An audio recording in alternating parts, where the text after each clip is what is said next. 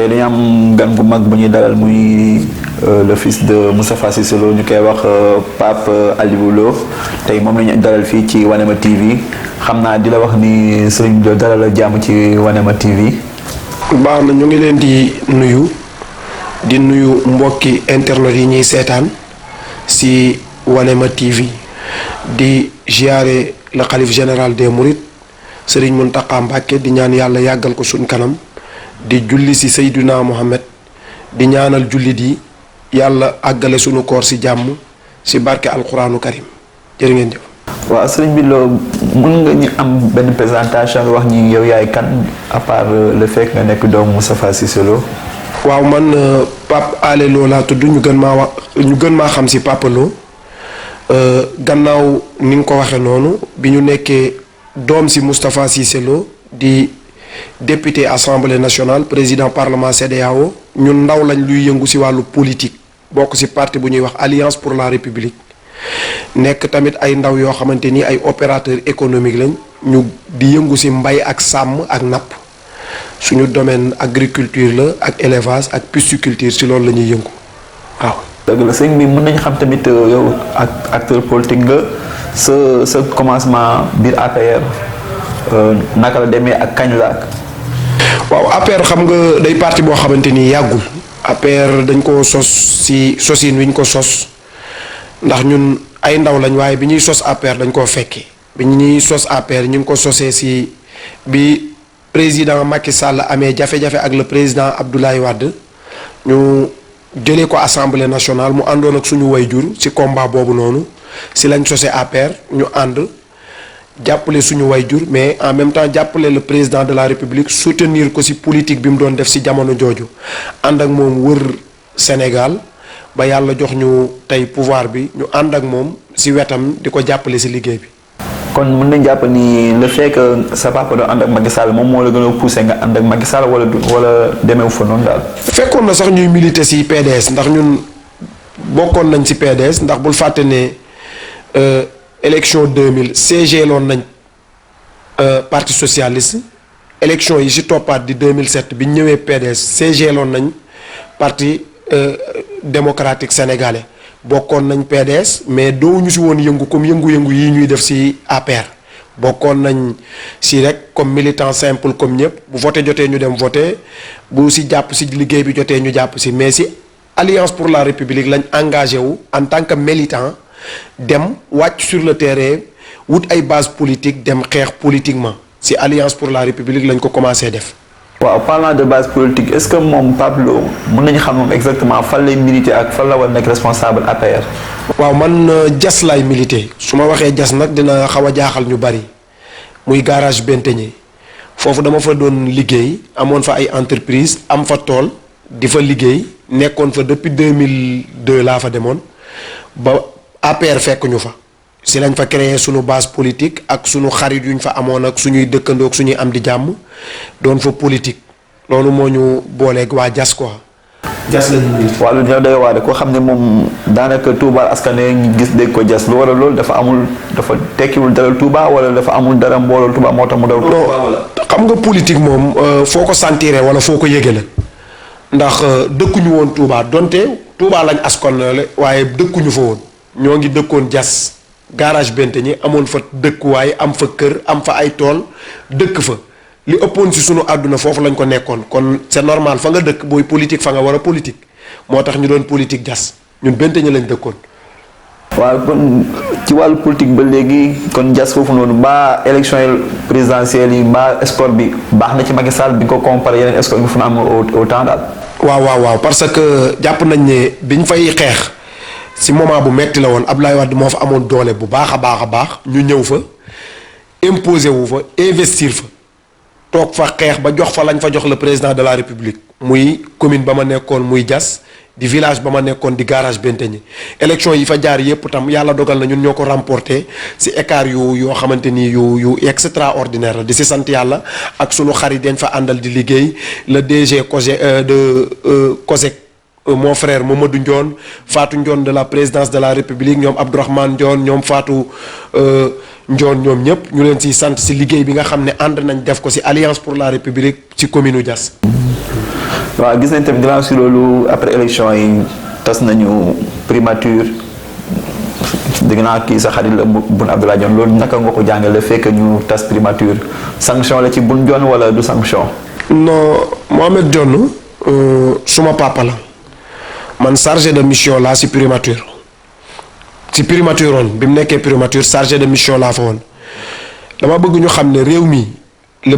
Mohamed Boun Abdallah Dionne mooy le premier collaborateur bu président de la république dafa am si moom confiance am si moom cofeel ñoom ñaar diggante mag ak rak xaritoo confiance dox seen diggante ñu ànd si ànd boo xamante nii sénégalais yépp seede nañ ko su président de la république bàyyi fi ñu bari di ay nawleem di ay moroomam jël lu toll ne premier ministre jox ko mu jiite gouvernement si diir bu yàgg nga xam ne bi fi Macky Sall ñëwee ba tey Mohamed Dionne mooy le premier ministre bi gën a yàgg si poste premier ministre si primature président de la république laajaat baatu askan wi ñu falaat ko premier tour jaadu na mu ne bu bëggee gaawal jéego yi day tas primature def ko ministre d'État secrétaire général à la présidence de la république teg ko ci wetam pour gaawal jéego yi mais loolu dama yaakaar ne maanaam promotion la ci le premier ministre Mohamed Boun Abdallah Dionne le fait que président de la république jël ko def ko ministre d'État teg ko ci wetam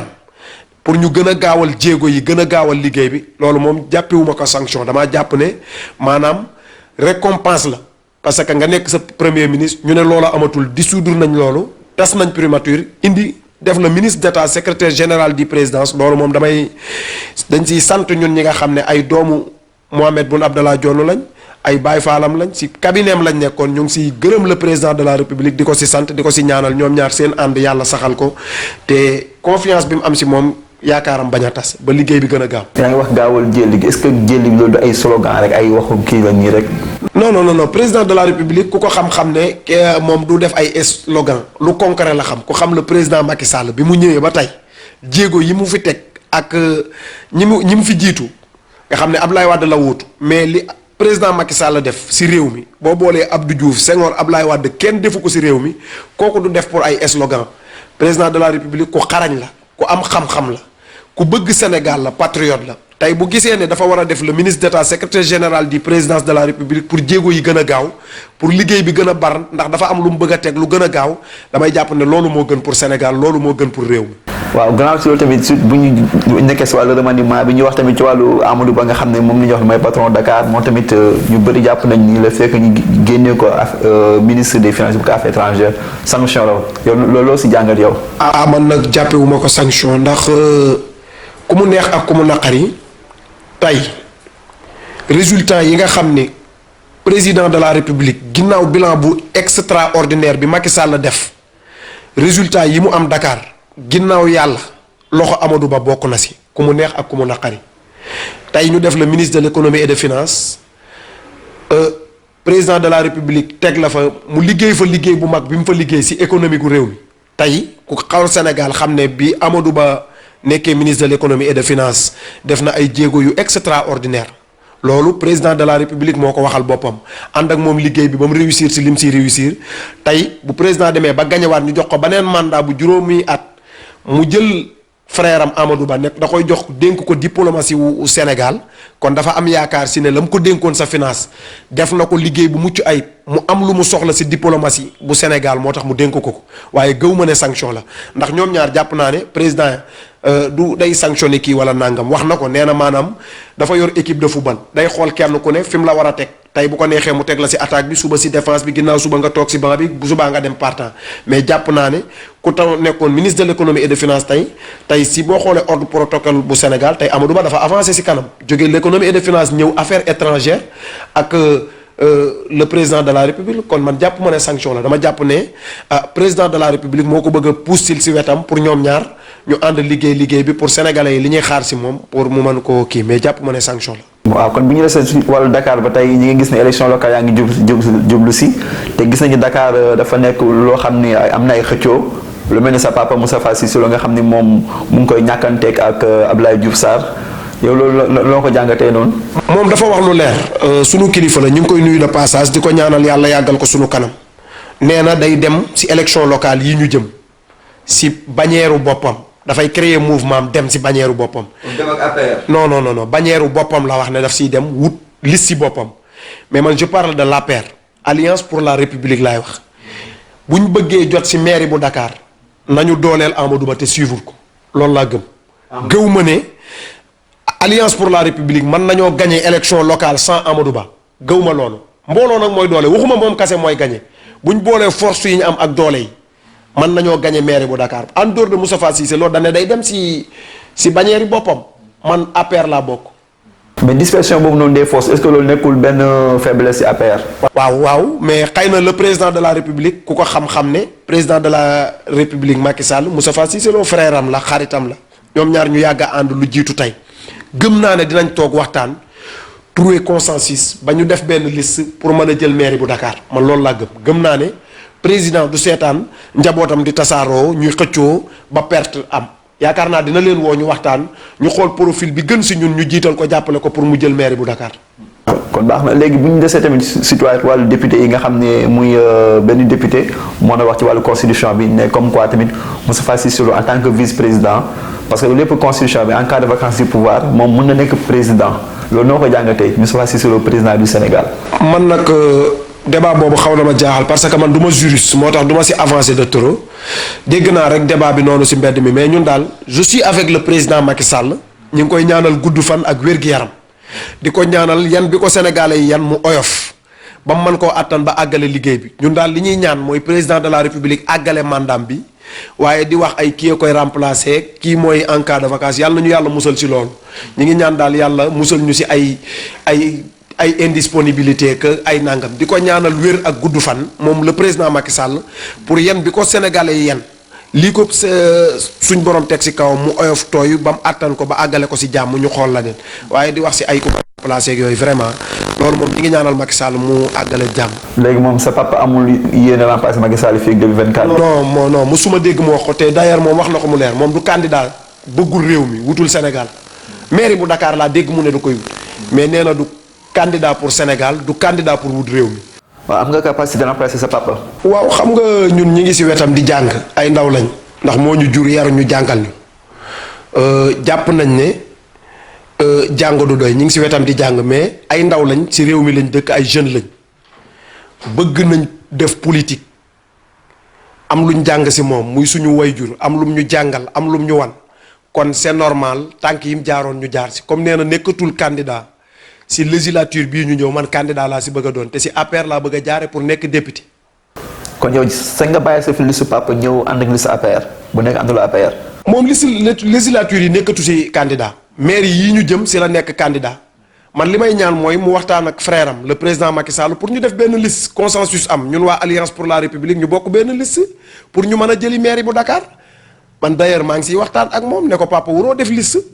pour jàkkaarloog APR wala nangam ñun waa APR ñoo war a jàkkaarloog sunu adversaire yi pour jël le maire bu Dakar ndax président Macky Sall liggéey bi mu bëgg pour Sénégal il fallait que mu contrôler maire bu Dakar pour liggéey bi gën a gaaw gën a bar ñu bañ a xëccoog def yooyu. léegi moom bu insister def liste boppam nag koy jàppale.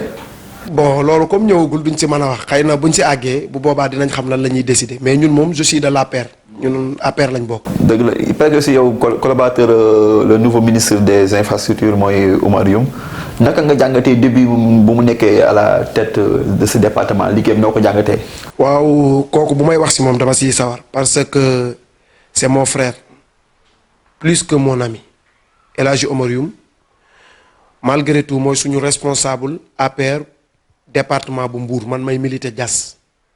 mu liggéey bu mucc ayib si ndamul président de la République si élection yi ñu jàll si département bu Mbour li may dégg xam nañ li may wax mu nekkoon ministre directeur cabinet du président de la République si wetu xaritam frère am le président Macky Sall liggéey fa liggéey bu mucc ayib ba bi ñu gañee président gis ne liggéey bi mu bëgg xëy na le ministre Oumar Youm mën na koo jàppale si infrastructure mu dénk ko may dalal xelu sénégalais yi di dalal xelu réew mi si le ministre Oumar Youm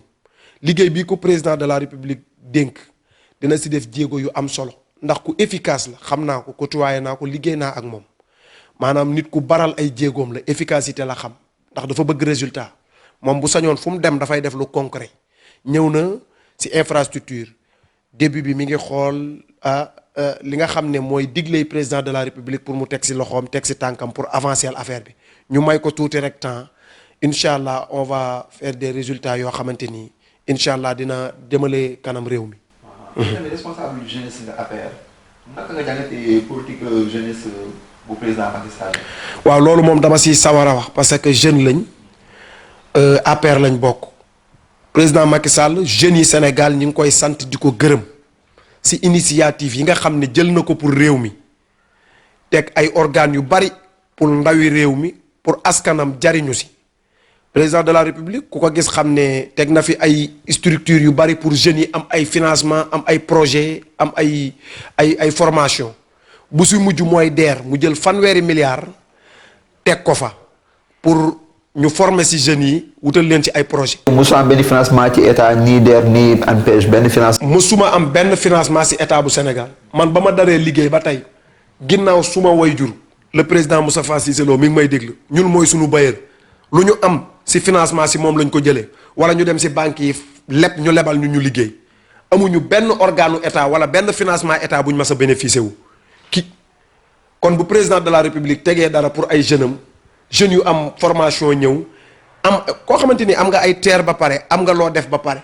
nañ fa yebal ay nit a nga fay liggéey jógee ñii Kaolack ñii Saalum ñii faneen ñëw fa di liggéey ñu leen di fay suñu ñaq. dëgg la dégg nañ la Serigne Lo léegi bu ñu dese toujours si wàllu politique muy dialogue national nga xam ni président Macky Sall war na ko lancé fii ak demain le 28 mai yow loolu naka nga jàngatee appel boobu wala Macky Sall day dóor maatu opposition bi dana di nax wala nu mu demee noonu daal. man damaa jàpp ne heure liggéey dafa am heure politique am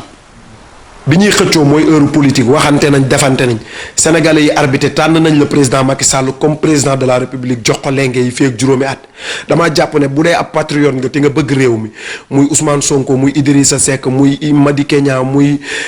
Issa Sall dañoo war a dem wuy ji le président Macky Sall wax li nga xam ne mooy intérêt réew mi ñoom ñi ngi wax si ay fichier électoral boo demul waxtaani naka ngay mën a amender dara il fallait que nga dem tàll loxo bi ñu la tàllal nga wuy ji ko nga ne lii kat d'accorduma si lii d'accord naa si ñu waxtaane ko pour intérêt réew mi ndax fii ak juróomi at sénégalais yi Macky Sall lañ jox confiance kon nañ ànd ak moom si liggéey bi damaa jàpp ne bu tàllalee loxo ne dialogue national war nañoo mën a dem pour intérêt réew mi ne président lii kat baax na lii baaxul mais réew moo xamante nii ñi fi nekk duñ wax lu baax mukk chaque jour baaxul bu président baaxee dañuy tàccu bu defee lu xamante ni baaxul ñu ne alerté ko comme lii nga xam ne moo xew si DER bi yu lëndëm yu bon yoo xamante ni ña ngi koy def sa DER ba di def lu leen neex mbambulaan goo xamante kenn xamul nu mu tudd jox say xarit ak say kii ak say nangam ñu koy jël di def lu leen neex loolu nga ne président lii kat baaxul xoolaat ko ñoom bu ñu gisee loo xamante ni baaxul nañ ne président lii baaxul dañoo bëgg nga ñëwaat ci dañoo bëgg nga xoolaat ko mais d'accorduma si ne duñ dialoguer chaque jour lii comme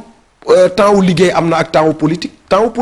jàll na temps wu liggéey moo jot tàllal na leen loxo il fallait que ñu dem wuy ji ko pour ànd ak moom si liggéey bi mu leen woo. sëñ bi xaaral nga am problème personnel ak Pape Sarr daf sànq yaa ngi koy kii di dénigrer gestion wala. non ñun amuñu benn problème personnel ak kenn nii Pape Sarr ba tey waxuma si Pape Sarr organe bi laay waxal institution bi laay waxal bi nga xam ne moom lay incarner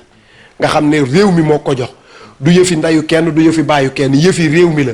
milliards yi ñu fi def président Macky Sall moomu ko Pape Sarr moomu ko man moomuma ko ay impôts la yu ñu dajale ak lu réew mi moom def ko fa ne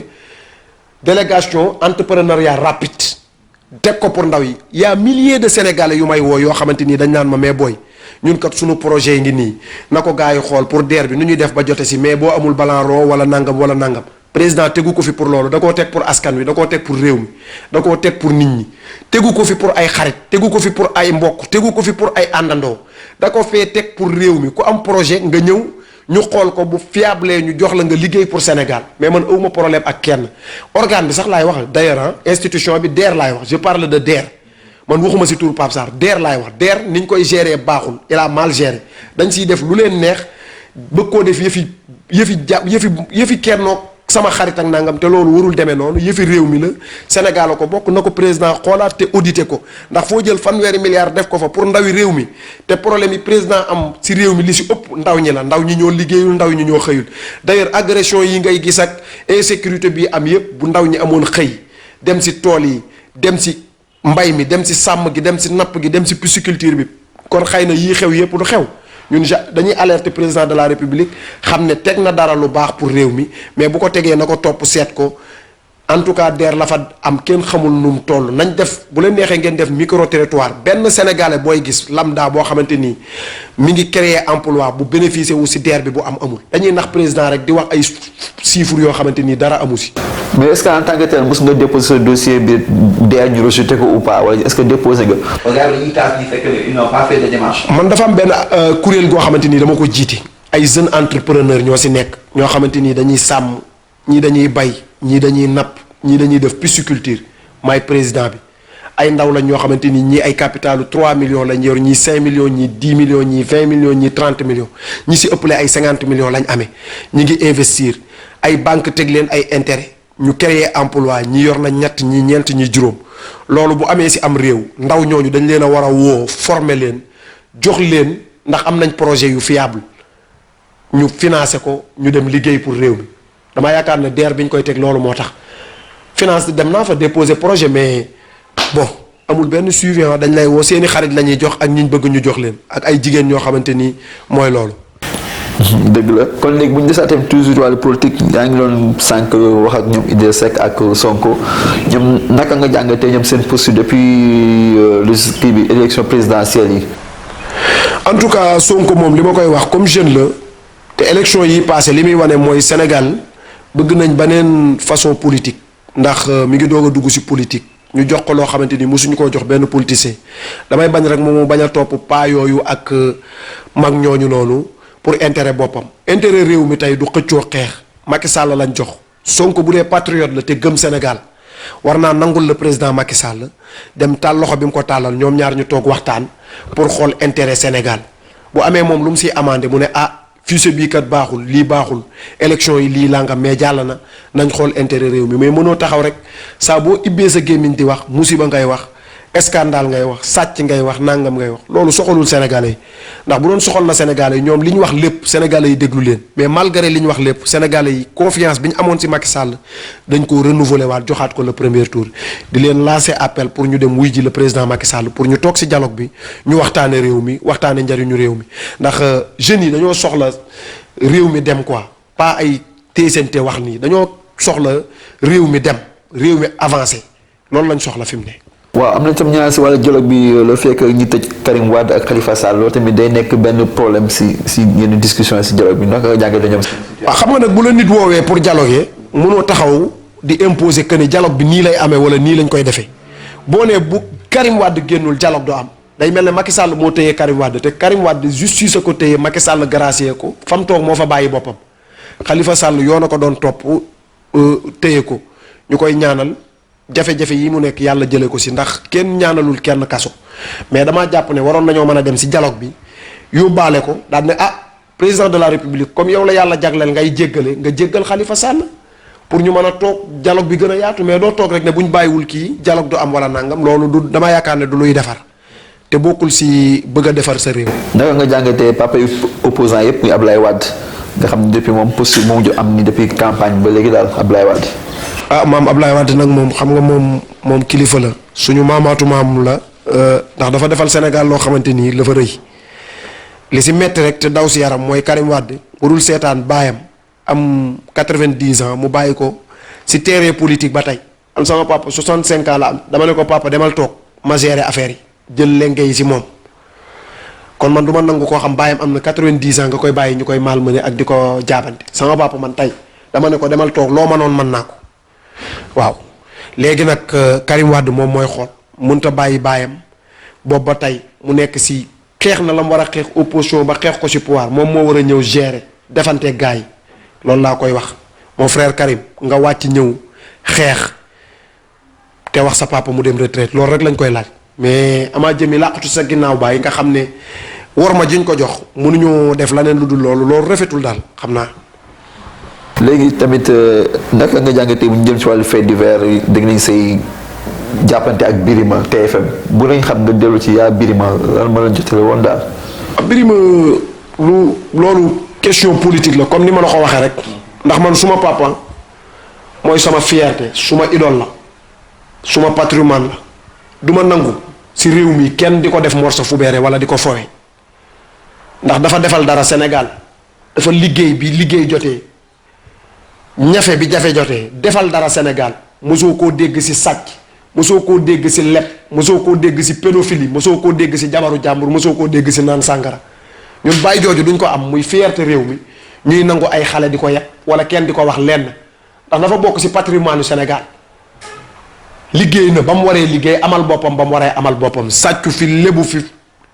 yorelu fi kenn lenn defu fi lenn ba war a tax rek ku jóg ne siiseloo loolu ñun ñoo ko dootul nangu ñun ñim jur teg ñu siw yoon jàngal ñu yar ñu wutal ñu teraanga teg ñu si yoonu liggéey duñ nangu kenn yàq ko bi loolu amee ma taxaw si taxawaay bi ma si war a taxawee question politique la woon ma réagir yàlla dogal ñu dem si ay police dikk am siw yoon ay mag ay kilifa su may xariti Birima dox si tànki jàmm ñu toog waxtaan lépp delluwaat si jàmm ñu fàtte ko mu dellu ginnaaw waaye bu amaatoon tey na ma doxale woon rek laay doxale ndax su ma bàyyi ma gënal lépp su ma kilifa la su ma wayjur la di ñaan yàlla yàggal ko sunu kanam. on dirait kon Moustapha Cissé Lo am na fay wax naa ne il dérange quoi day am ñu muy déranger wala. waa dëgg la waxoon naa ko dama koy waxaat parce que am na noo xam bu la ko yàlla bindee si aw askan faaw ngay déranger ñi bëggul dëgg bëgguñu ku baax bëgguñu ku taxawal sa askan duñ la bëgg moom day déranger xamal na ko boppam mais wàññiwu ko dara ndax suñ boroom a ngi koy dimbali di ko teral booba ba tey ndax bu la yàlla dimbalee doomi Serigne Touba yu baax yi fi jaar yëpp nga ànd ak ñoom am seen gërëm muy sëñ Abdou Lahat muy sëñ Saliou muy sëñ Abdou Khadr muy sëñ Moustapha Bassirou wasilaam ñaanal ko gërëm ko nii mu mel rek la mën a mel mooy kàmb yi dina bari waaye da siy génn di ko ñaanal yàlla guddal fanam moom day déranger mais bu ko yàlla dimbalee ba mu agsi fii si fin de carrière am di ko ñaanal mu jeexal ko si jàmm rek dem toog suñu wet continuer di ñu ñaanal ñu continuer liggéey bi. am na tamit ñuy wax ne da nga tu as le sang chaud da nga tàng quoi xaaral nga am xaritu njaago wala. non du waaw non du loolu sax c'est-à-dire boo santee loo Moustapha Cissé Lo di sa bàyyi des fois nga amee nga mel nii du wàññi dara. waaw c'est le fils de son père quoi. way loolu leen ba pare ma fier si moom xam nga moom sama idole la dama koo fan ba di ko roy si lépp xëy na buñ amee âge bi gën a jege âge am sax dina gën a tàng ndax am na lum ñu dëy te génn ko jotagul buñ jotee rek daañ ko génne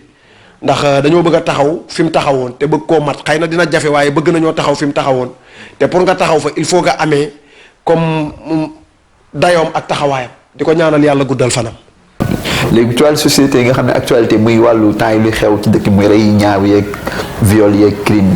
yow d'accord nga ñu indiwaat peine de mort wala d'accord ci. waaw man de xam nga man moom jànguma tubaab alxuraan laa jàng te alxuraan moom wax yàlla la wax moom jëfe rek ku rey nañ la rey ku jam li nga jam nañ la ko jam ku sàcc nañ dagg loxoom ku tooñ nañ la dóor si loolu laa d'accord ku rey nañ la rey.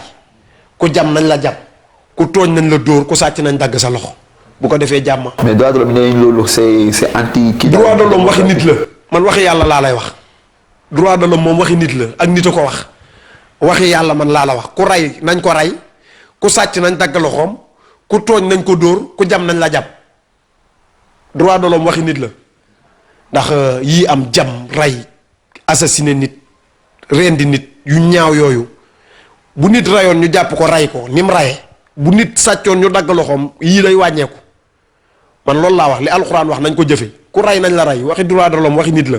waxuma waxi droit de l'homme. kon léegi sëñ bi Lo xam naa yi ma doon suñu kàddu yi mujj di la wax yow tamit lan mooy sa dernier mot boo bëgg a lancer askan bi ak tamit ñu lay seetaan. waaw di nuyuwaat internet yi ñu doon seetaan si Wanema info. di baalu ñëpp àq di baal ñëpp àq bu kàddu gi juwoo si ñun la bu jubee lépp yàlla la lépp luñ fi wax rek mu engagé nit wala mu laal nit ñi ngi baalu àq ñëpp di baal ñëpp àq di wax ne ñoo ngi ñaan président de la république yàlla oyofal yan bi mu ko yen ba liggéey bu mag bii mu sumb pour Sénégal yàlla àggal ko di ñaan sëñ Mountakha Mbacké xalif général des Mourides yàlla yàggal ko si kanamu njaboot gi ci barke alxuraanu karim jërë ngeen jëf. jërëjëf.